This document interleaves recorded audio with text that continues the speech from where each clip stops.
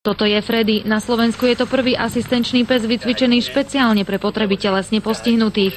Jeho majiteľom je Jozef Kán z Banskej Bystrice. Môj život sa fakticky zmenil od základu. Vysoké obrubníky, ťažké dvere či nerovný terén, toto všetko bolo ešte donedávna veľkou bariérou. Zaobstarať si asistenčného psa bolo pre pána Jozefa nevyhnutnosťou, keďže dennodenne dochádza do práce. Ja som nemal odvahu chodiť vonku sám, pretože nevedel som, či dokážem prejsť cez niektoré prekážky. Freddy nespustí svojho pána ani na chvíľu z očí, otvára dvere, pomáha cez obrubník, či nosí veci, na ktoré jeho majiteľ nedočiahne.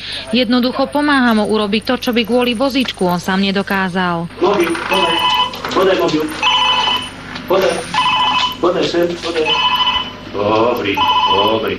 Pán Jozef už dokonca obmedzil aj šoférovanie a začal viac chodiť na prechádzky. Denne robíme 5 až 10 kilometrov. A hoci má psíka len niekoľko mesiacov, život bez neho si už nevie predstaviť. Je pre neho viac ako len pomocník. Je to aj priateľ, kamarát, môže sa na ňu spoľahnúť. Pre televíziu je Katarína Kováčiková.